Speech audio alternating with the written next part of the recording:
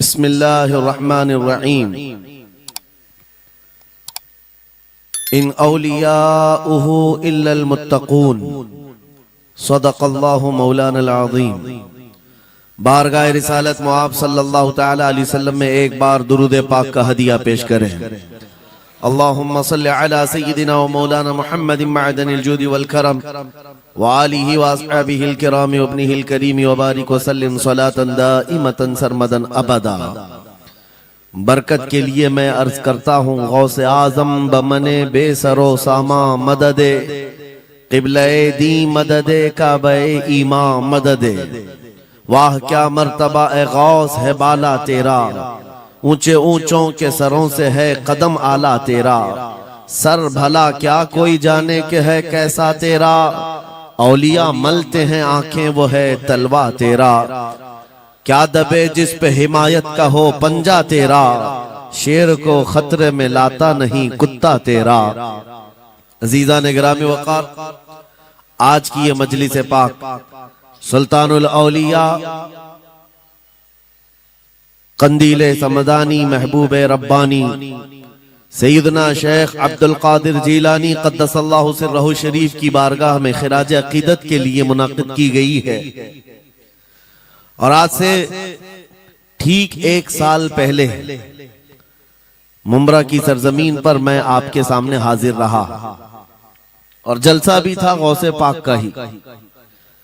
फिर साल भर के बाद बराबर यही अय्याम थे। जमीन थोड़ी बदली हुई लगती है, लेकिन मिंबर पर मौजूद उलमा भी वही तकरीबन मुझे नजर आते हैं और सामने के चेहरे भी पहचाने नजर आते हैं और जलसा भी वही है। ये बात मैं इसलिए जिक्र कर रहा हूं तवज्जो के साथ। साल भर गुजर गया मुंब्रा में, मैं खिताब करके आपके पास से रुखसत हुआ, उस बीच मेरा आना जाना हो न सका।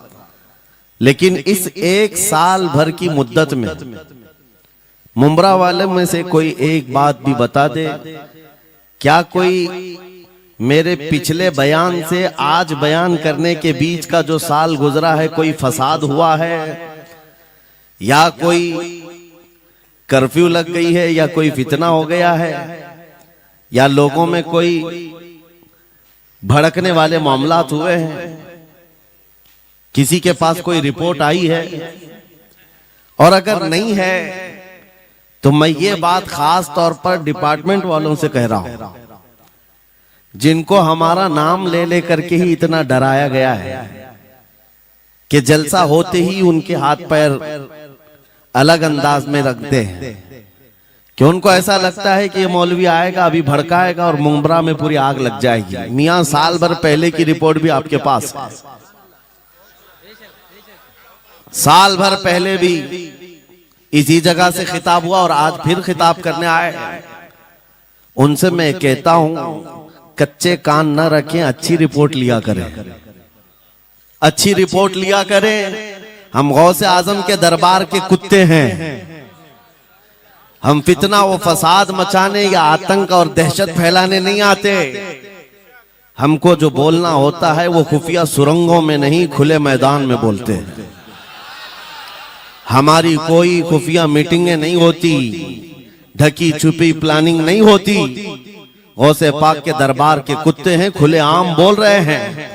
इसलिए कि आला हज़रत अज़ीमुल बरकत इमाम अहले सुन्नत मुजद्दिद वक्त अपने वक्त के अबकरी आलिम दीन है, लेकिन उनका भी हाल ये था कि वो डंके की चोट पर बोलते थे और लिखते थे और फिर अपनी निस्बत पर ये फख्र भी करते थे कि मेरी किस्मत की कसम खाएं सगाने बगदाद, बगदाद के कुत्ते मेरी किस्मत की कसम खाएंगे।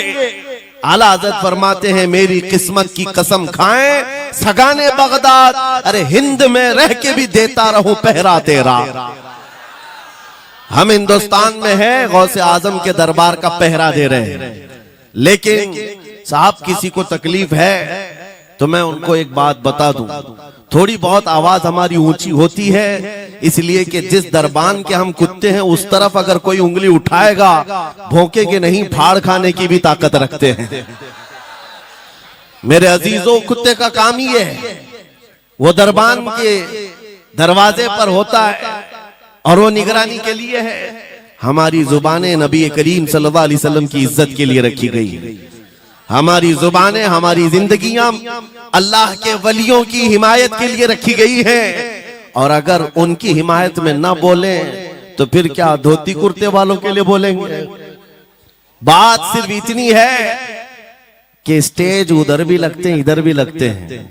आप चापलूसी किसी और की करते हैं और हम तारीफ किसी और की करते हैं। आप माल के पीछे भागते हैं और फिर आप मौजूदा हुकूमत जो भी मौजूद है उसके सिक्कों पर और उनके ओहदे पर और उनके मनसब पर देख करके आप बात करते हैं। लेकिन अल्हम्दुलिल्लाह हम फकीरों की आदत ये है, हम बरसों पुराने आबा व अजदाद से गौसे आजम के ही दरबान, उनके ही गुलाम हैं। इसलिए कि हमने ये सुना भी है और पढ़ा भी है। हमारे यहाँ निस्बत पर फख्र किया जाता है। और कैसी निस्बत पर? अरे हमारे वक्त का मुजद्दिद जब इस बात पर फख्र करता है, या गौस तुझसे दर, दर से सग और सग से है मुझको निस्बत।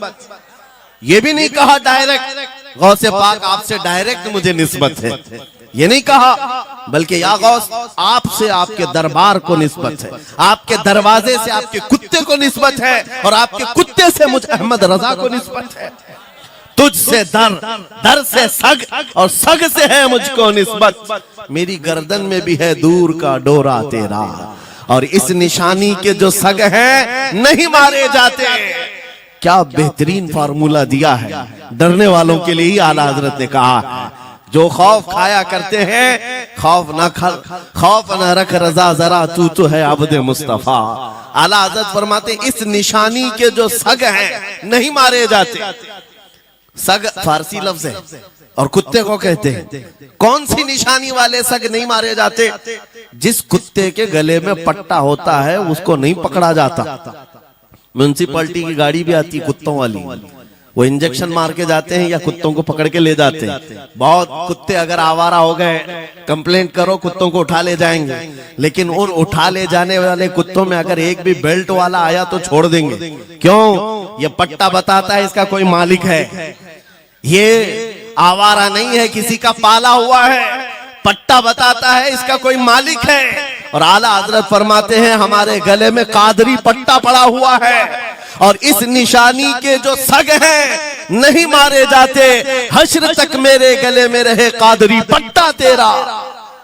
गौसे पाक का ये निस्बत का पट्टा पड़ा हुआ है। ये अल्हम्दुलिल्लाह हमें बहुत सारी चीजों से महफूज रखता है। हमें जाहिर सी बात है आज इसी बात पर फख्र भी है। लोग मौलाना साहब कह रहे हैं हक बात कहना इस जमाने में नहीं, हर जमाने में दुश्वार रहा है, हर जमाने में दुश्वार रहा है। लेकिन ऐ नौजवानों, अगर तुम्हें अपनी निस्बत पर यकीन है कि मेरा पीर गौसे आजम जैसा है, मेरी निस्बत मुस्तफा करीम सल्लल्लाहु अलैहि वसल्लम से है, तो फिर खौफ किस बात का, डर किस बात का? इसीलिए हम डंके की चोट पर बोलते हैं, क्यों दबे जिस पे हिमायत का हो पंजा तेरा, शेर को खतरे में लाता नहीं कुत्ता तेरा। अजीजा ने गिरामी वक़ार, आज सुल्तानुल औलिया गौसुल आजम की बारगाह में हम खिराज अकीदत पेश करने आए। जो बातें मैं अर्ज कर रहा हूं वो गौर से सुने। करामात ये औलिया इकराम की जिंदगी का हिस्सा है, अल्लाह की तरफ से उन्हें दिया गया। करामत क्या है? ऐसा मुहय्यरुल अक़ूल काम, अक्ल को हैरत में डाल देने वाला काम जो आम इंसान नहीं कर सकता, आम इंसान की अक्ल में ना आए। अल्लाह के वली से सादिर होने वाला ऐसा कोई काम, उसको करामत कहते हैं। लेकिन करामत औलिया इकराम की विलायत को साबित करने के लिए जरूरी नहीं। औलिया इकराम की विलायत को साबित करने के लिए करामत नहीं दिखाई जाती, शरीयत पर इस्तिकामत ये विलायत की अलामत है। अगर वो मजबूती के साथ हर जमाने में अपने दीन पर जमा हुआ है, वो अल्लाह का वली है, वो अल्लाह का वली है। आज भी हमारी कौम औलिया को ढूंढने पर लगी हुई है। सुनो, अल्लाह का वली ढूंढना चाहते हो तो ढूंढने के लिए निकलते हैं और पीछे पड़ जाते हैं, देखते हैं ये ठोकर मार करके सोने का सिक्का निकाल सकता है कि नहीं निकाल सकता है। औलिया को इन्हीं बातों पर आज भी लोग परखते हैं। सोचते हैं कि अभी बाबा आसमान पर उड़ेंगे तो मैं समझ लूंगा अल्लाह के वली हैं, पानी पे चल के दिखाएंगे तो मैं समझ लूंगा अल्लाह के वली हैं, मैं यहीं बैठा हूं अचानक मेरे पास पैसों का थैला खोल के दे दें अल्लाह के वली होंगे। यानी तुम एक जगह बैठे रहो, हलवा खिलाने वाले बाबा जिसको तुम समझोगे अल्लाह का वली है। मेरे अजीजों, ये जो चीजें तुम समझ बैठे हो अल्लाह के वली के लिए, ये जरूरी नहीं, बल्कि ये देखो कि वो नबी पाक की शरीयत पर कितना कायम है, मेरे नबी के रास्ते पर कितनी मजबूती से जमा हुआ है। मैं आपको पूछता हूं, सैयदुल शुहदा इमाम अली मकाम इमाम हुसैन आजम से बढ़कर अल्लाह का वली कौन? अल्लाह का वली कौन है? सारे औलिया कराम की निस्बत वहां जाकर खत्म होती है। उस हुसैन आजम को देखे करबला के मैदान में अपने बच्चों की कुर्बानी के सामने भी जमे रहे, डटे रहे, करामत का इजहार नहीं किया, शरीयत पर इस्तिकामत लोगों को दिखाया। दुनिया में जैसी भी आफतें आ जाएं, मुसीबतें आ जाएं, अगर दीने मुस्तफा पर जमा हुआ है, इस्तिकामत के साथ खड़ा हुआ है, वो उसकी सबसे बड़ी विलायत है, वो सबसे बड़ा वली है। अल्लाह का वली वो है जो शरीयत पर जमा हुआ है, डटा हुआ है, कायम है। और करामात औलिया इकराम की जिंदगी का एक छोटा हिस्सा है, छोटा हिस्सा है, और इस्तिकामत ये बहुत बड़ा हिस्सा है। जमे रह जाना किसी बात पर, खौफ ना खाना बातिल ताकतों से, न डरना इन जालिमों से, ये औलिया इकराम की जिंदगी का खास वतीरा है। आज हम सबको जिस चीज की जरूरत है वो करामत की नहीं, इस्तिकामत। करामतें सुनते भी आया, अब करामत से आप ये समझते हैं कि काया पलट जानी चाहिए। लोग आज मजाक भी करते हैं, कुछ वो मॉडर्न ख्याल के डॉक्टरों और प्रोफेसरों के लेक्चर सुन करके पागल जो हो चुके सोशल मीडिया पर, वो भोंकते हैं करामात औलिया पर। क्या अब करामात क्यों नहीं दिखाते अल्लाह के औलिया? ये जो हालात बदले हुए हैं, इन हालात में इनकी करामतों से जमीन क्यों नहीं पलट जाती, जालिमों के मुंह में कीड़े क्यों नहीं पड़ जाते? मेरे अजीजों, पूरी दुनिया करामात से नहीं चलाई जाती, वल्लाह मुसब्बिबुल अस्बाब, अस्बाब पर रखा है। एक मशहूर जमाना बुजुर्ग हजरत मोहम्मद जाम रहमतुल्लाह अलैह बगदाद के हलाकू के जमाने के थे। हलाकू बादशाह जिसने बस्तियों की बस्तियां वीरान कर डाली और इतने कत्ल कर दिया था, जहां से गुजरता था इंसानों की खोपड़ियां। उसका जब बगदाद पर हमला करने का इरादा हुआ तो बगदाद से कई मील दूर उसका लश्कर लेकर वो पड़ाव किया और अपने 2 सिपाहियों को बगदाद का मुआयना करने के लिए भेजा। और उसकी दहशत तारी थी सब शहरों में, हलाकू अगर आ गया तो हिलाक हो जाएंगे, इसके फौजी सबको बर्बाद कर डालेंगे। हलाकू का नाम सुनते ही लोगों में दहशत तारी होती थी। तो 2 सिपाही 2 फौजी हलाकू के बगदाद मुआयना करने के लिए आए तो लोगों में खलबली मच गई, अब जाएं तो कहां जाएं? तो हजरत मोहम्मद जाम रहमतुल्लाह अलैह एक बुजुर्ग थे, उनके पास लोग दौड़ते हुए आए और वो वजू फरमा रहे थे, उनके हाथ में पानी का कटोरा था और आकर के लोग रोने लगे, हुजूर हलाकू आ गया, बगदाद तबाह कर डालेगा, बगदाद को बर्बाद कर देगा, आप बचा ले, अल्लाह के वली हैं, आप दुआ करें। उन्होंने अपनी खटोरी पलट दी और कहा जाओ, अल्लाह हिफाजत करेगा। रिवायत में मिलता है कि वो 2 सिपाही ढूंढते ढूंढते रह गए, उनको बगदाद नजर ही नहीं आया। कोई बगदाद का न घर दिखा, न महल, न रास्ता, कुछ नहीं। वापस वो अपने बादशाह के पास जाकर कहते हैं, हम तो बहुत ढूंढ करके आए, बगदाद मिला ही नहीं। हलाकू ने उन दोनों सिपाहियों को कत्ल कर दिया। कहा कि तुम झूठ बोलते हो, मुझे बगदाद की रोशनी यहां से दिखती है और तुम्हें कैसे नजर नहीं आया? या तो तुम निकम्मे हो या तो फिर मेरे साथ धोखा कर रहे हो, कत्ल कर दिया। दूसरे दिन अपने खास 2 वजीरों को भेजा कि जाओ बगदाद का मुआयना करके आओ, गलियां, वहां की सड़कें और वहां के महल्लात, वहां की इमारतें देख आओ। ये 2 वजीर गए और ढूंढते रहे। जैसे ही वो बगदाद में इंटर हुए, आज फिर लोग हलाकू के इन वजीरों को देखकर दौड़े दौड़े भागते हुए इस अल्लाह के वली के पास आया हज़रत मोहम्मद जाम। आज फिर रोने लगे, कहा हमारी बीवियां बेवा हो जाएंगी, हमारे बच्चे यतीम हो जाएंगे, सब मारे जाएंगे, आप बचा लें। आज फिर से उन्होंने खटोरी पलट दी, कहा जाओ अल्लाह हिफाजत फरमाएगा। अल्लाह वालों का ये तसर्रुफ है, ये करामात है। वो चाहे तो पूरे लोगों को पोशीदा कर दे जालिमों की नजर से। दूसरे दिन वो वजीर भी ढूंढते रह गए, उनको भी बगदाद नजर नहीं आया। वापस गए, बादशाह के वो बड़े मोतमद लोग थे, कहा कि हम भी गए लेकिन हमको बगदाद नजर नहीं आई। हलाकू को बड़ा ताज्जुब हुआ, ऐसा कैसे हो सकता है, लोकेशन बिल्कुल सही है, हम सामने चंद मील के फासले पर है और इनको बगदाद नजर क्यों नहीं आता। तीसरे दिन उसने कहा कि अब किसी मुआयने की जरूरत नहीं, कोई जायजा लेने की जरूरत नहीं, हम डायरेक्ट जाते हैं, फौज को तैयार करो।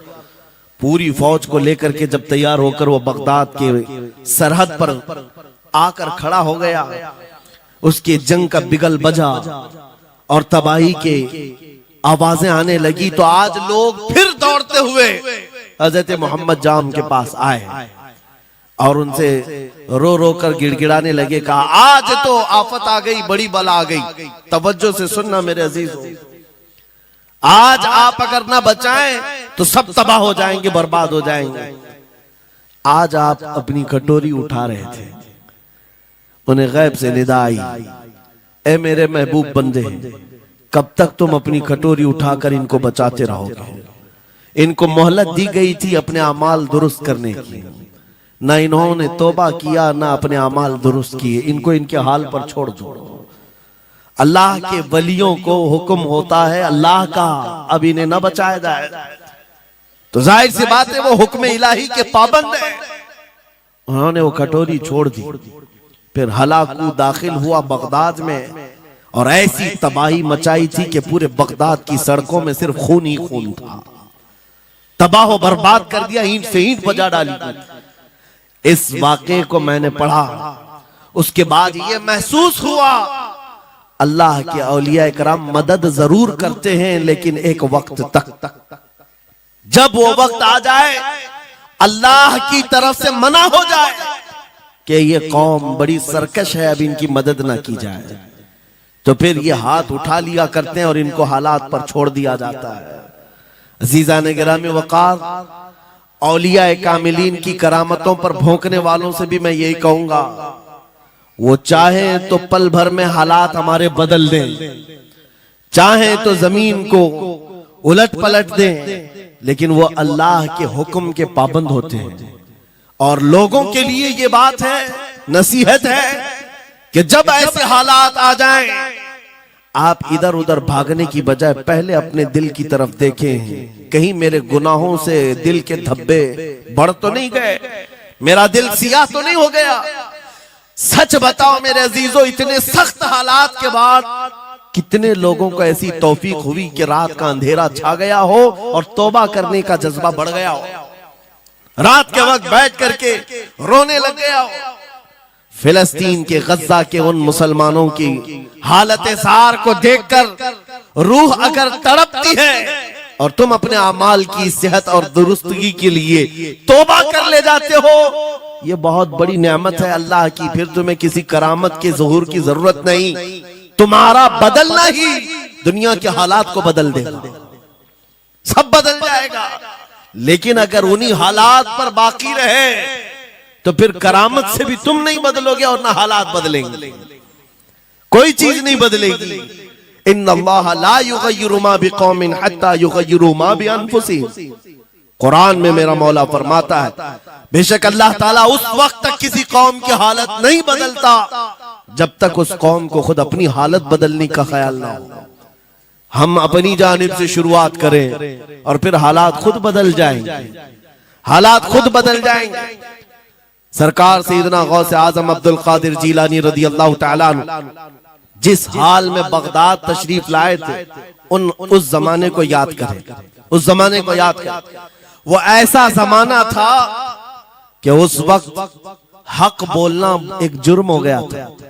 शिया नवाज खलीफा मौजूद थे, हजरत अबू बकर, हजरत उमर का नाम लेने पर भी मस्जिद के दरवाजे पर कोड़े मारे जाते थे। ये वो हालात थे, उलमा की जुबानें गंग थी, बोल नहीं पाते थे, खुतबा क्या देना है वो बिल्कुल स्क्रिप्टेड, जो खलीफा वक्त चाहे बस उतना ही। आज जैसे सऊदियों के यहाँ ये रिवाज है, बादशाह की हिमायत में और बादशाह जैसा चाहे वैसी मस्जिद का मौलवी भी बोलता रहे। शरीयत क्या कह रही है, मेरे मुस्तफा करीम सल्लल्लाहु ताला अलैहि वसल्लम की तालीमात क्या कह रही है, इससे क्या सरोकार। बस उतनी बातें करो जितनी उनके बादशाह की हिमायत की। ये दौर गौसे आजम के जमाने का भी था। उस वक्त हक बोलना एक बहुत बड़ा जुर्म था, उलमा को कोड़े मारे जाते थे। आपको पता है उसी बगदाद में सिर्फ एक हक बात का ऐलान करने की वजह से इमाम अहमद बिन हंबल को 300 कोड़े मारे गए थे। उनकी पीठ झुक गई थी, उनकी रीढ़ की हड्डी टेढ़ी हो गई थी। कोड़ा किसको कहते हैं, कोई रस्सी को नहीं, चमड़े का वो बेल्ट जिससे वो मारते थे तो जिस्म की चमड़ी लग करके आ जाती थी। 100 कोड़े में तो आदमी मर जाता था, कोई बच गया। 300 कोड़े खाए उस इमाम की बात कर रहा हूं जिसको मेरे नबी की 5 लाख हदीसें याद थी। वो इमाम अहमद बिन हंबल इतने बड़े इमामुल हदीस कोड़े खाते थे तो किस बात पर, सिर्फ हक बात का ऐलान बरसरे पैकार करते थे, सबके सामने करते थे। उन्होंने कोई बादशाह की रू रियायत नहीं की। उन्होंने ये नहीं देखा कि ये क्या चाहते हैं, बल्कि हमेशा ये देखा कि मेरे नबी की शरीयत क्या चाहती है। मेरे अजीजों, यही बड़ी करामत है। गौसे आजम की बड़ी करामतों में से करामत ये है, उस जमाने में आप बगदाद तशरीफ लाए जब हालात ऐसे थे कि हक बोलना दुश्वार था, और आप जब मस्जिद के मिंबर पर खड़े होकर ऐलान करने लग गए, हैबत ऐसी तारी थी कि कोई आपको रोक ना सका, और आपकी ये हक्कानियत की तबलीग फैलती गई। शुरू में 10 लोग, फिर 20 लोग, फिर 100-200, फिर 1000-2000। गौसे आजम ने चंद महीनों में जो खुतबात दिए, आपके खुतबात का आलम यह था कि फिर 70,000 का मजमा बराबर सुनने के लिए आया करता। और गौसे आजम का ये खुतबा एक नहीं, हजारों खुतबात हैं। जब जब आप खुतबा देते थे, एक बात याद रखें, जुबान अगर पाक हो और अल्लाह की नबी पाक की शरीयत ताहिरा बोलती हो, उस जुबान में बला का असर होता है, अल्लाह करीम की तरफ से असर डाला जाता है। हक बात अगर बुलंद आवाज से कहो, ये मत देखो कि मैं कौन हूं, ये देखो कि कलाम किसका है। अल्लाह करीम लोगों के दिलों पर बात डालता है। गौसे आजम की जुबान से निकले हुए कलमात ऐसे हुआ करते, मजमा खत्म होने से पहले पता नहीं कितनों की तो लाशें उठाई जाती थी, कितने तो वहां बेहोश हो जाते। किस बात पर? इतना असर करता दिल पर कि लोग कपड़े फाड़ लेते थे। खुतबे के अंदर, बयान के अंदर ऐसा असर होता कि लोग बैठे बैठे मदहोश हो जाते, कोई जोश हाल में कपड़े फाड़ डालते। रिवायात में बताया गया कोई एक मजमा भी ऐसा नहीं जिसमें हुजूर गौसे पाक की तकरीर के बाद जनाजा ना उठाया गया।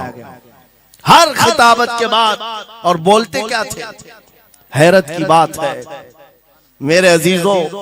आज बाज लोग ये कहते हैं हम भी बहुत सारी चीजें बयान कर रहे हैं, मैं अपने लिए भी नसीहत और सारे उलमा के लिए भी कहता हूं, लोगों के पल्ले नहीं पड़ती, लोगों के कानों में नहीं जाती। ये जुमा में आते हैं, सोते रहते हैं, जब इमाम खड़ा होता है नमाज के लिए तो ये झटका लेकर के खड़े होते हैं, बयान यूं ही चला जाता है। मेरे अजीजों, 2 चीजों की पाबंदी जरूरी है। मैंने पढ़ा था इमाम अहमद बिन हंबल नहीं, हजरत सुफियान सौरी रदी अल्लाह ताला, हजरत सुफियान सौरी नसीहत कर रहे थे, और जब वो नसीहत करते तो लोग रो पड़ते थे, आखिरत को याद करते, कब्र की होलनाकियों का तज़किरा करते तो लोग रोने लगते थे। एक बंदा था, वो मजलिस में आया करता और खामोश बैठता, और उस पर कुछ भी असर नहीं। एक दिन उसने पकड़ करके पूछा हजरत सुफियान से, आप जब बयान करते तो लोग धाड़े मार मार कर रोते हैं, मुझे तो कुछ नहीं होता, मैं तो ऐसे ही बैठा रहता हूं। आपने क्या फरमाया? आपने ये नहीं फरमाया कि तू बदतमीज है, तू बदमाश है, तू बद अमल है। फरमाया 2 में से एक खराबी हो सकती है, या मेरा दिल खराब होगा या तेरा दिल खराब होगा, इसलिए कि मैं बात रसूलुल्लाह की कर रहा हूं। इसमें असर तो होगा ही, दो में से कोई एक खराब होगा। ये नहीं फरमाया कि तू ही खराब। यहां पर हमारे लिए नसीहत है, बोलने वाली जुबान पाक हो और लुकमा हलाल का जाता हो, अल्लाह असर जरूर पैदा फरमाता है। सरकार गौसे पाक रदी अल्लाह ताला अन्हु मिंबर पर खड़े होकर बयान कर रहे हैं। क्या बयान कर रहे हैं? सुने। एक दिन आप हजरत अब्दुल जब्बार को बैठाए, अपने बेटे को, वो बयान करते रहे। उसके बाद उतर कर क्या कहा, अब्बा जान आप जो बयान करते हैं उसमें जो रिक्कत तारी होती है वो मेरे बयान में नहीं होती, आप बयान करें। गौसे पाक मिंबर पर खड़े हो गए और सुनो, 70,000 का मजमा है। गौसे पाक की तकरीर क्या है? डायरेक्ट शुरू फरमाते गौसे पाक, ऐ लोगों, मेरे घर में आज एक बड़ा हादसा हो गया। अपने घर का वाकया बयान कर रहे हैं। मेरे घर में आज एक अजीब हादसा हो गया। अब्दुल जब्बार की माँ यानी अपनी बीवी के बारे में कह रहे हैं। उनके बेटे हजरत अब्दुल जब्बार कहते हैं, अब्दुल जब्बार की माँ मेरे लिए दही मट्टी की हांडी में जमा कर रखी हुई थी, एक छीके से लटकाई हुई। गर्मियों के दिन थे, आज मेरी भी ख्वाहिश थी दही खाने की। मैं घर पहुंचा दोपहर के वक्त, दही की हांडी मेरी बीवी ने उठा करके दस्तरखान पर रखा था। मेरे पहुंचने से पहले ही एक बिल्ला आया घर में और पांव से झपटा मारा, वो दही का मटका गिर गया, टूट गया और दही पूरा जमीन पर बह गया। न माँ खा सका न मेरी बीवी खा सकी। इतना बयान करना था कि लोग भाड़े मारकर रोने लग गए, कपड़े फाड़ने लग गए। लोगों के अंदर जोश हाल से कैफियत बदल गई। मेरे अजीजों, कोई अपने घर का वाकया बयान कर रहा हो कि दही की हांडी फट गई, दही बह गया, इसमें कौन सी ऐसी बात है रोने की? ये हमारे और तुम्हारे लिए हो सकता है। गौसे आजम का मजमा भी अहले दिल का हुआ करता था, वो बसीरत वाले लोग बैठते थे। गौसे पाक क्या बयान कर रहे थे?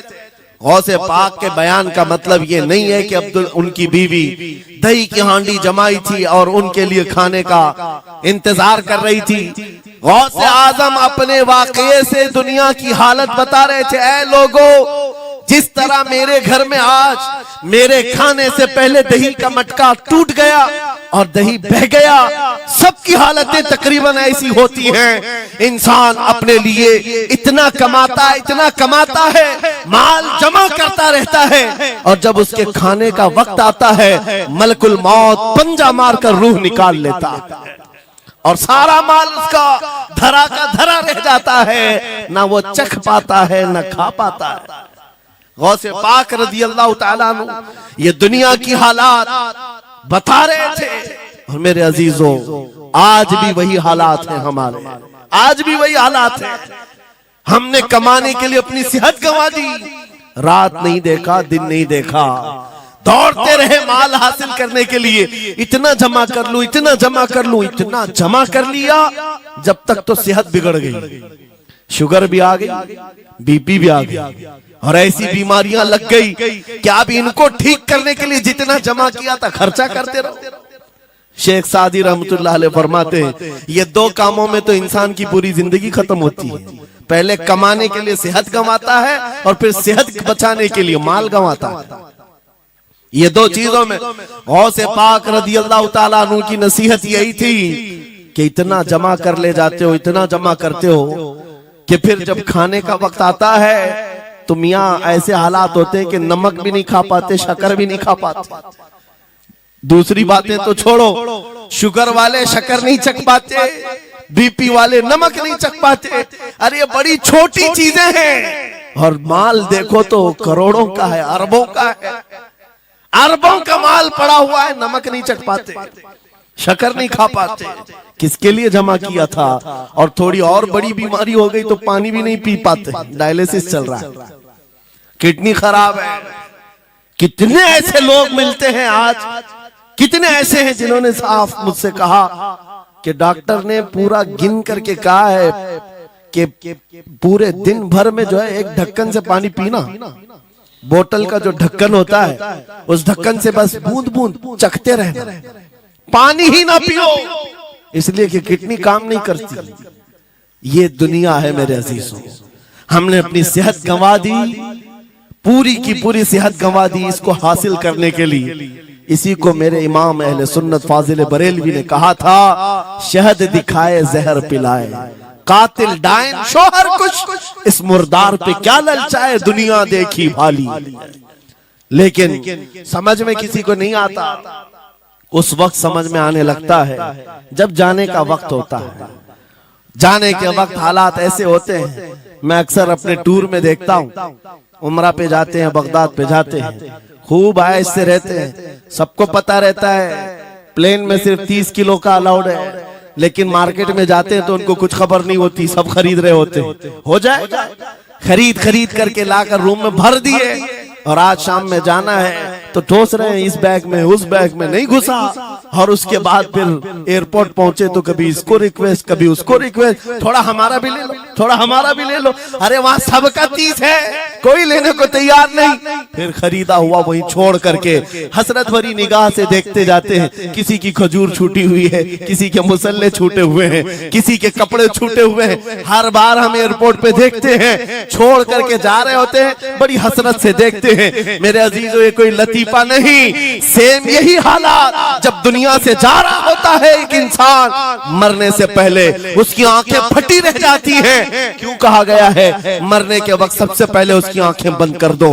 क्योंकि वो अपना माल देख रहा होता है, अपनी औलाद देख रहा होता है, अपना घर बार देख रहा होता है। मैंने इसको बनाया था, इस तरह से कमाया था, इस तरह से इसको पाला था, ये सब देखता रह जाता है। उनमें से किसी चीज को उठा भी नहीं पाता, ले नहीं जा सकता, यहाँ तक कि ऐसी हालत होती है खुद जा भी नहीं पाता, दूसरों के कंधों पर सवार होकर जाना पड़ता है।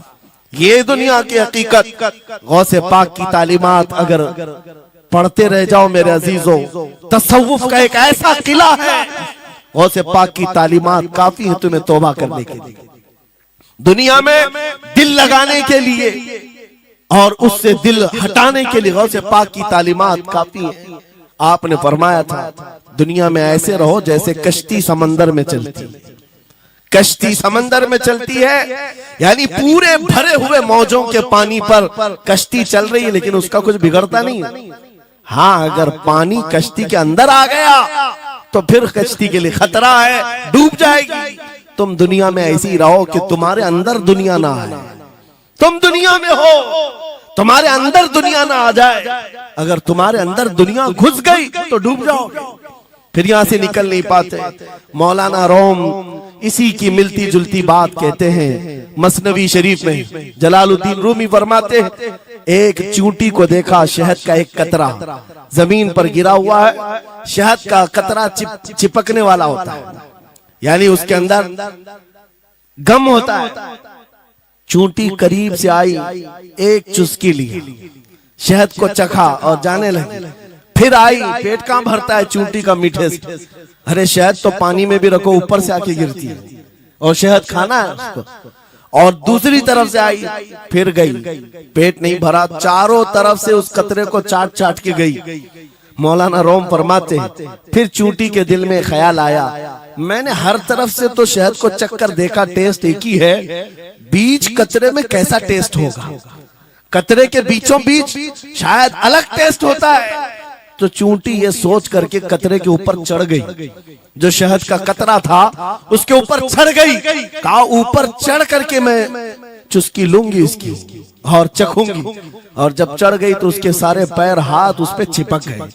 चूप तो लिया, शहद खा तो लिया, लेकिन वापस आने का कोई रास्ता ही नहीं था। सारे हाथ पैर उस शहद के गम में चिपक गए। चूंटी की उसी कतरे में मौत हो गई। मौलाना जलालुद्दीन रूमी फरमाते हैं, इंसान यही करता है, माल कभी इधर से कमाता है, कभी उधर से कमाता है, हर जगह से देखता है, सारे टेस्ट ले लेता है, बाद में बड़े बड़े लोगों को देखता है, अरे नेताजी तो बड़े बंगले में, वहां कैसा ऐश होता होगा, कोई उस रिजॉर्ट में है, वहां कैसी मस्तियां होती होंगी, वहां भी जाकर देख लूं। ये वहां भी यहाँ भी करते करते घुस जाता है और दुनिया में ऐसा मसरूफ होता है, उसकी मौत आ जाती है, तौबा की मोहलत नहीं मिल पाती, उसी दुनिया में फंस जाता है।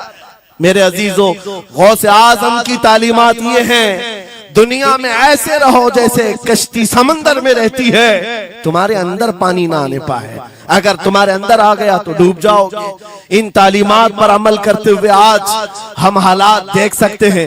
जितनी चीजों ने हमें बिगाड़ा है आज, वो दुनिया की मोहब्बत है, वो दुनिया की मोहब्बत है। मेरे आका सल्लल्लाहु अलैहि वसल्लम का एक फरमान मैं सुनाता हूँ, अबू दाऊद शरीफ की हदीस है। वो आज के जमाने में अगर मैं आपके सामने बयान करूं तो ऐसा लगे हमारे लिए ही बयान हुआ है। रसूल करीम सल्लल्लाहु अलैहि वसल्लम फरमाते हैं, यूशकु अन तदाअ अलैकुमुल उमम कमा तदाअल अकिलतु इला कुसअतिहा। करीब एक जमाना तुम पर आएगा, तुम देखोगे कि सारी जमातें मेरी उम्मत पर टूट पड़ेंगी। ऐसे टूट पड़ेंगी जैसे भूखा बर्तन पे झपटता है। भूखा आदमी जैसे बर्तन पे झपटता है, ऐसे मेरी उम्मत पर सारी कौमें झपट पड़ेंगी। आज वही तो हालात है, आज वही हालात है। सबका टारगेट हम ही है, सबका निशान हम है। सहाबा ने पूछा उस वक्त, यौमइदिन मिन नहनु मिन किल्लतिन या रसूल अल्लाह, ऐ अल्लाह के रसूल उस जमाने में हमारी तादाद कम होगी, ऐसा क्यों होगा कि सारे लोग हम पर झपट पड़ेंगे? नबी पाक फरमाते हैं, वलाकिन्नकुम कसीरून, नहीं तुम तो बहुत ज्यादा होंगे उस वक्त, गोसा अन का गोसा इस्साइल, लेकिन तुम्हारी हालत समंदर के झाग की तरह होगी। यानी समंदर का कफ झाग जो होता है हवाओं से उड़ जाता है, तुम्हारी हालत ऐसी होगी। तादाद तो बहुत होगी, लेकिन छोटी छोटी चीजों से बिलबिला करके भागने वाले लोग, ये प्यूरिटी नहीं रह जाएगी। फिर सहाबा ने पूछा, या रसूल अल्लाह सल्लल्लाहु अलैहि वसल्लम, ये ऐसी चीज हमारे अंदर क्यों आएगी? मेरे आका फरमाते हैं, वजह दो ही होगी।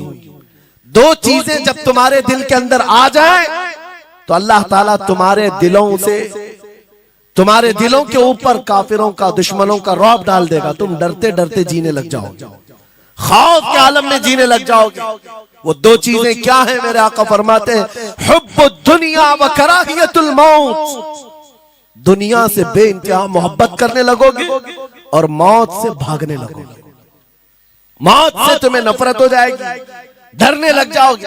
ये दो चीजें जब तुम्हारे अंदर आ जाए, तुम्हारे दिलों पर काफिरों का रौब डाल दिया जाएगा, दुश्मनों का खौफ डाल दिया जाएगा। क्या ये दो चीजें आज हमारे अंदर आ गई? है नौजवान, दुनिया में ऐसे मस्त हो गए, हर एक को अपनी मसलहत है। मेरी दुकान कैसे चलेगी, मेरा बिजनेस कैसे चलेगा। मौलाना तो तकरीर करते हैं, ये बोलते हैं इनको कुछ हो गया, हमारे बच्चों का क्या होगा। ये सारी मसलहतों की बातें मैं सुन सुन करके पक गया हूं। बहुत सारे लोगों को तो ये लगता है इनके साथ मत बैठो, वरना कल को इन पकड़ के ले जाएंगे तो तुम्हारा भी नाम आ जाएगा। बहुत सारे स्टेज पर उलमा के हालात पर अभी तो चल रहा है। जिस दिन कोई टारगेट पर आए, इधर उधर बैठने से भी डरने लगे। इनके ऊपर इतने केस हैं, बाजू बैठने वालों की भी हालत खराब हो जाएगी, हमारा भी नाम ना आ जाए। मेरे अजीजों, ये सब गीदड़ भपकियां हैं, तुम्हारे ईमान का इम्तिहान। मैं तो यही कहता हूं, हमारे साथ कोई मामला नहीं।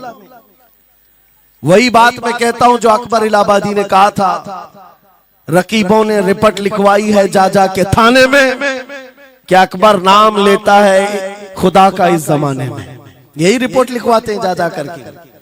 हमारी भी जहां रिपोर्ट लिखी हुई होगी, बात यही होगी कि ये रसूलुल्लाह का नाम लेता है और उनके नाम पर लोगों को बात करता है, यही रिपोर्ट होगी। और इस बारे में हम कभी डरते नहीं। मैं आपको बताऊं, उत्तर प्रदेश में वहां के हालात तो पता है, बिल्डोजर की हुकूमत चलती है। लेकिन मेरे अजीजों, एक मौलाना साहब ने कहा, आपके साथ जलसे में बैठकर मैं लब्बैक लब्बैक के नारे लगा रहा था, दूसरे दिन मुझे थाने बुला लिया और फिर मुझे बहुत ज्यादा मामलात हो गए। कहा कि मौलाना तुम ही नारे लगा रहे थे। आप लोग ना डरे इंशाअल्लाह। यहां पर तो उन्होंने मुझसे कहा, मैं कहा क्या हुआ, फिर कुछ हुआ? कहा हमसे कह रहे थे केस हो जाएगा, हालात बिगड़ जाएंगे, खराब हो जाएंगे। मैंने कहा फखर करो मौलाना इस बात पर, दुनिया चोरी करके थाने जाती है और तुम नबी का नाम लेकर जा रहे हो, कौन सा मसला है? बात सिर्फ इतनी है मेरे अजीजों, हम बोलते रहेंगे उस वक्त तक जब तक अल्लाह तबारक व तआला ने जुबान रखी है।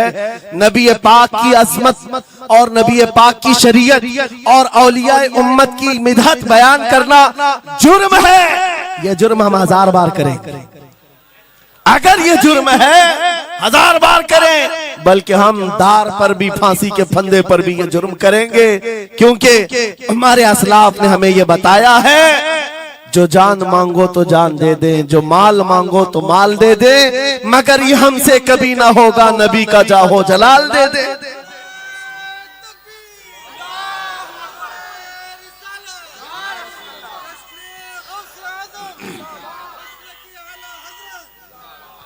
खामखा बेचारे हमारे रिश्तेदारों को डरा करके रखे लोग, पुलिस वाले हजरात को कुछ लोग रिपोर्ट लिखवा कर डरा करके रखे हुए। मैं आपको बता रहा हूं, एक साल में तकरीबन 170 के करीब जलसे करके आए। किसी एक जगह की भी रिपोर्ट निकाल करके बताओ कि हमने कहीं फसाद करवाया, हमने कहीं पर लोगों में माहौल बिगाड़ा हो, या पब्लिक भड़क करके एक दूसरे के जंग करने पर आई हो, कहीं नहीं।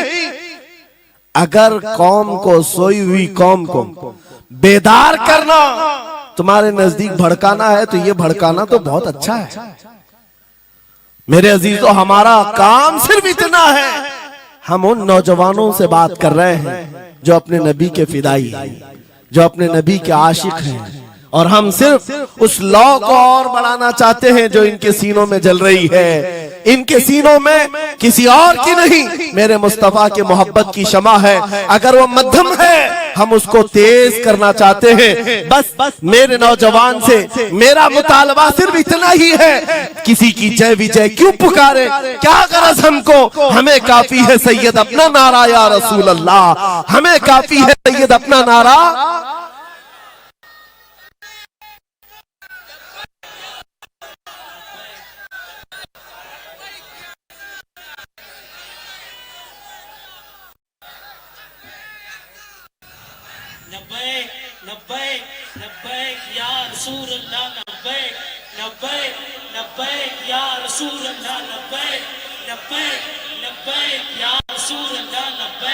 तवज्जो, मुझे बताओ, मैं तो दूसरे वाकयात बयान कर रहा हूं, यहाँ आपके यहाँ करंट सिचुएशन, यहाँ लोग बैठे हुए भी हैं, रिपोर्टर भी होंगे और हजरात को देख रहे होंगे। मुझे मैंने अभी बयान में कौन सा भड़काया, ये जो कह रहे हैं अपने नबी को पुकार रहे हैं।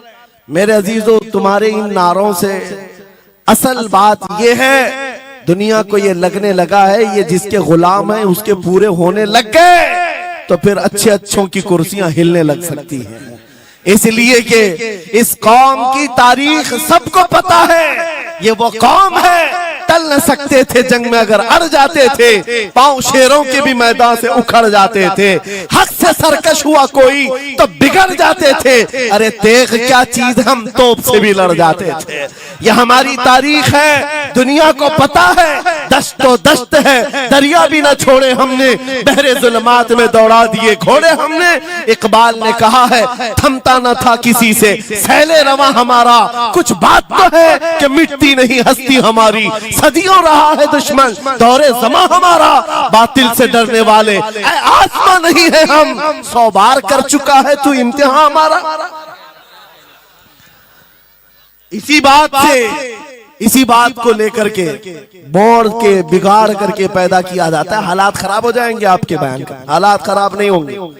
ईमान अगर मजबूत हो जाता है तो हालात खराब कभी नहीं होते, हालात खराब नहीं होते। आज ऐ सुन्नी मुसलमानों, गौसे पाक रज़ी अल्लाह ताला अन्हु की निस्बत अगर कामिल है, ये बात सुन लो, वक्त खत्म होने को आ गया, मैं अपने वक्त पर समेट लूंगा। आप मिंबर पर खुतबा दे रहे हैं, उलमा भी तवज्जो करेंगे क्योंकि ये भी मिंबर पर खुतबा देने के लिए खड़े होते हैं और जुमा में मस्जिद पर माइक लेकर के बयान करते हैं आधा घंटा पौना घंटा। अब तो हालात ऐसी आएंगे इनके साथ। अब तक तो ट्रस्टियों की चिट्ठियां आती थी, सदर सेक्रेटरी बोलता था मौलाना ये नहीं बोलना वो नहीं बोलना। अभी इसके बाद और आगे से भी आएंगे और चिट्ठियां आएंगी कि मौलाना अभी आपको क्या बोलना है इस जुम्मा में। ये डरे भटके हुए लोग जो उलमा की गर्दनों पर राज करते हैं, उनसे भी मैं कहता हूं खोल दो, आजाद कर दो उन जुबानों को जो मेरे मुस्तफा की हैं, जो नबी पाक सल्लल्लाहु अलैहि वसल्लम की हैं। इनकी जुबानों पर ताले ना लगाओ। या उलमा तुम्हारे दीन के मुहाफिज हैं, तुम्हारी नस्लों की शरीयत के मुहाफिज हैं। आज इनकी जुबानों को बंद करोगे, कल तुम्हारे बच्चे नबी का नाम लेने से घबराने लग जाएंगे, डरने लग जाएंगे। उलमा के गलों में और इनकी गर्दनों में रस्सियां न डालो।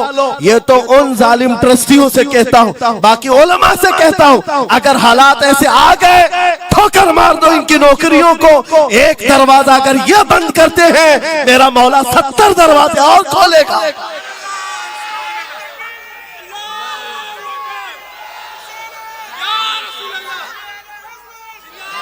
सुनो गौसे पाक रज़ी अल्लाह ताला अन्हु किस बात से डरते थे। गौसे पाक का खुतबा बयान करने वाले मौलवी हजरात उलमा सुने, गौसे पाक किससे डरते थे। उनको डराने वाला कोई ट्रस्टी था, कोई हाकिम था, बल्कि हालात ऐसे थे। एक बार खिताब कर रहे हैं मजमे में, बहुत बड़ा मजमा है, खिताब के बीच दरमियान अभी वाज हो रहा है, एक काला सांप गिर गया आपके कंधे पर। सांप गिर गया और गिरा ही नहीं, गिर करके फिर वो आपके गले के अंदर से दाखिल हो गया, आस्तीन में आया। आस्तीन में आया और फिर इधर आया, वो लौट लौट करता रहा। लोग जो मजमे में बैठे थे उन पर हैबत तारी थी, वहशत तारी थी। कोई जगह छोड़कर इधर उधर हो रहा है, लेकिन गौसे पाक का कदम डगमगाया नहीं, ना जिस्म के अंदर कोई हरकत हुई। आपका बयान कंटिन्यू जारी रहा, उसी तरह जारी रहा। वो सांप कभी आपके सामने आया, कभी इधर आया और घूम फिर करके वापस चला गया। बयान आपका मुकम्मल हुआ। लोग खड़े हुए पूछते रहे, या सुल्तान अल औलिया सय्यदी शेख अब्दुल कादिर जिलानी, आपके साथ ये जो माजरा हुआ, ये सांप इतना खतरनाक था, देख करके हैबत तारी थी और आप अपना बयान कंटिन्यू जारी रखे हुए थे, ये क्या माजरा है। गौसे पाक फरमाते हैं वो सांप तो मुझसे कह रहा था, ऐ अब्दुल कादिर तुझसे पहले 70 औलिया को भी मैंने ऐसे ही आजमाया है, 70 उलमा को मैंने ऐसे ही आजमाया है और आजमा कर चला गया। गौसे पाक क्या फरमाते सुनो, ऐ लोगो तुम मुझसे पूछ रहे उससे डरता था या नहीं डरता था, बात सिर्फ इतनी है, मैं उस कादिर का बंदा अब्दुल कादिर हूं, उस कादिर का बंदा अब्दुल कादिर हूं। मेरे उसकी कुदरत पर ऐसा यकीन है, अगर मौला ने मेरी मौत लिखी है तो ये काले सांप से क्या चूंटी से भी हो सकती है, और अगर मौत नहीं लिखी इस तरह के 1000 सांप मेरे गले में आए, मेरी मौत नहीं आ सकती। मेरा उसकी कुदरत पर यकीन कामिल है, इसलिए मैं उसका बयान कंटिन्यू रखा, जारी रखा। आज मैं यही कहता हूं, ऐ सुन्नी मुसलमानों और इन उलमा से भी, अगर हमारी मौत लिखी है छोटे से हादसे से भी हो सकती है, और अगर नहीं है तो वक्त का प्राइम मिनिस्टर भी तुम्हारी गर्दन पर पैर रखे, मौत नहीं आ सकती, क्योंकि कादिर मुतलक मेरा रब्बुल आलमीन है। वक्त का बादशाह भी तुम्हारी गर्दन पर तलवार रखे, नहीं आ सकती। आपको पता है चंगेज की तारीख, चंगेज एक जालिम बादशाह गुजरा, बहुत बड़ा जालिम, जिसके सर पर 50 लाख लोगों के कत्ल का इल्जाम है। 50 लाख इंसानों का कत्ल मामूली है उस जमाने का चंगेज, और वो मुल्क के मुल्क फतह करते हुए निकला था। एक जमाना ऐसा था मेरे अजीज, घोड़े पर बैठा हुआ चंगेज कुछ लोगों को, मुसलमानों को गिरफ्तार करके मैदान में खड़ा किया है और जल्लाद को बुलाया कि एक साथ सबकी गर्दनें उड़ाने लग जाओ। वो कितने लोग थे, 3 सफों में खड़ा किए हुए थे लोगों जिनका कत्ल होना था। लाइन से खड़े हुए हैं, सब अपनी अपनी बारी का इंतजार कर रहे हैं। जल्लाद तलवार लेकर आया और जब पहली सफ वालों को कत्ल करने लगा, वो गर्दनें उड़ा रहा था। एक बूढ़े मियाँ पहली सफ में खड़े थे, वो जल्दी से दूसरी सफ में चले, पीछे वाली सफ में गए। बादशाह चंगेज घोड़े पर बैठा हुआ खिलौने से खेल रहा है और ये मंजर भी देख रहा है और हंस रहा है। बूढ़ा यहां से उधर चला गया, पहली सफ का काम तमाम, पूरे कत्ल हो गए। दूसरी सफ में जब कत्ल का ऑर्डर आया तो जल्लाद फिर गर्दनें उड़ाने लगा। दूसरी सफ, दूसरी लाइन को कत्ल करने लगा जल्लाद। ये बूढ़े बाबा जो है तीसरी सफ में चले गए, पीछे और एक सफ थी, यहां से बचकर तीसरे में चले गए, दूसरी सफ भी उड़ गई। उसके बाद बादशाह चंगेज कहकहा मार करके कहने लगा, बाबा जी अब तो इसके पीछे कोई सफ नहीं, ये तीसरी थी, अब कहां जाओगे? बूढ़े मियां ने सर झुकाकर कहा, अब भी मेरा अल्लाह है। ये यकीन होता है, जहां तक बचना है बच लेंगे, और जब नहीं है, बाबा जी ने कहा अब भी अल्लाह है, हो सकता है। उस चंगेज ने कहा कि उड़ाओ अब इनकी गर्दनें। अभी जल्लाद तीसरी सफ को उड़ाने ही जा रहा था, अचानक चंगेज के हाथ से वो खिलौना नीचे गिरा जो खेल रहा था बैठ करके घोड़े पर। जैसे ही वो खिलौना उठाने के लिए नीचे की तरफ आया, उसका पैर जीन से निकल गया और घोड़ा अचानक बिदक गया, सरकश हो गया और घोड़ा सर पर दौड़ने लगा और ये एक पैर इसका जीन में फंसा हुआ है और सर नीचे जमीन पर है।